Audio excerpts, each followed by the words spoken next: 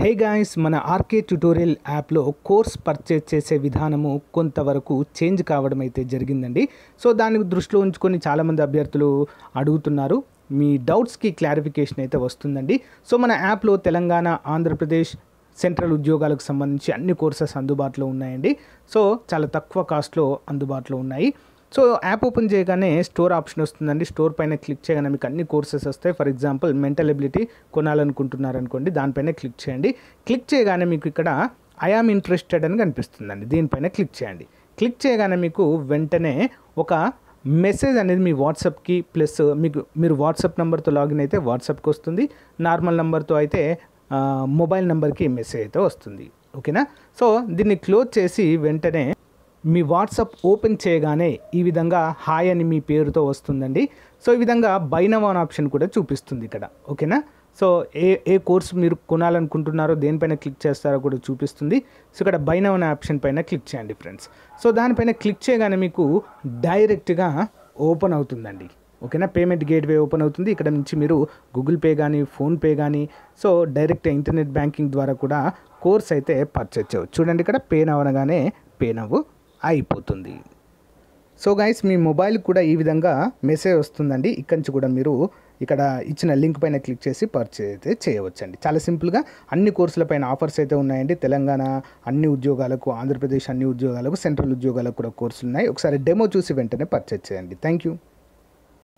Hello everyone, welcome to RK tutorial.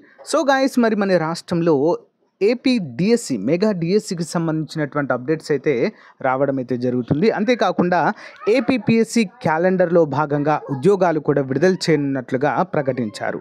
అంతేకాకుండా కొత్తగా చాలా సంవత్సరాల తర్వాత మరి హాస్టల్ వార్డెన్ ఉద్యోగాలకు కూడా నోటిఫికేషన్ వెలువడనున్నట్లుగా అయితే మరి అధికారికంగా ప్రకటించారండి.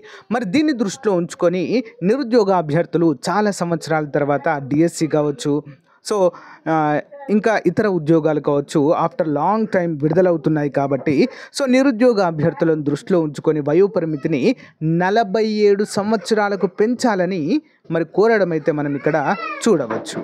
ఓకేనా?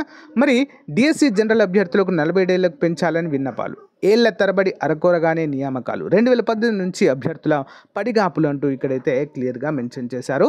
సో ఇది ఒక్క అవకాశం ఇస్తే మేము మాకు జాబ్ రావడమా రాకపోవడమా నిర్ణయించుకుంటాము, ఇదొక్క అవకాశం ఇచ్చి చూడండి అని చెప్పేసి ప్రభుత్వాన్ని అయితే వేడుకుంటున్నారండి.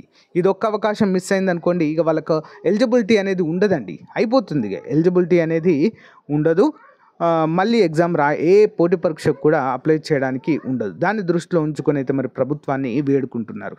మరి గత ప్రభుత్వం కూడా 47 సంవత్సరాలకు చేస్తామని చెప్పేసి మరి చివరి వరకు వచ్చేసరికి మొండి చేయి చూపించడం అయితే జరిగిందండి. దాన్ని కూడా నిరుద్యోగ అభ్యర్థులు చాలామంది సీరియస్గా తీసుకొని నెగిటివ్గా ఓటింగ్ జరగడం కూడా మనమైతే చూడవచ్చండి. ఓకేనా? మరి ఈ విధంగా మరి చాలామంది అభ్యర్థులు ఏపీ డిఎస్సిఏ కాకుండా ఏపీపీఎస్సి ఎగ్జామ్స్ కూడా మరి వయోపరిమితిని పెంచాలని చెప్పేసి ఆందోళన చేపట్టడం అయితే చూడవచ్చు. మరి ప్రస్తుతం ఉన్నటువంటి ప్రభుత్వమైన మా యొక్క విన్నపాన్ని సో పరిగణలోనికి తీసుకొని మాకు న్యాయం జరిగేలా చూడాలి అని చెప్పేసి ఇక్కడైతే కోరుతున్నారు. సో గైస్, దీనిపైన మీ అభిప్రాయం ఏంటి? ఏపీపీఎస్సి విడుదల చేయబోయేటువంటి అన్ని ఉద్యోగాలకి, నెక్స్ట్ డిఎస్సి ఉద్యోగాలకు వయోపరిమితిని పెంచితే బాగుంటుందా, లేదా ఇదే విధంగా ఉంచితే బాగుంటుందా? సో కామెంట్ రూపంలో తెలియచేయండి ఫ్రెండ్స్. సో ప్రజెంట్ అయితే 42 సంవత్సరాలు మాత్రమే అండి. ఓసీ అభ్యర్థులకు 42 సంవత్సరాలు మాత్రమే ఉంది. అందరికీ కూడా అన్ని ఉద్యోగాలకి 42 సంవత్సరాలు మాత్రమే జనరల్ కేటగిరీ. ఎస్సీ ఎస్టీ అభ్యర్థులకైతే 5 సంవత్సరాలు, బీసీ అభ్యర్థులకు 5 సంవత్సరాలు వయోపరిమితి. ఓకేనా?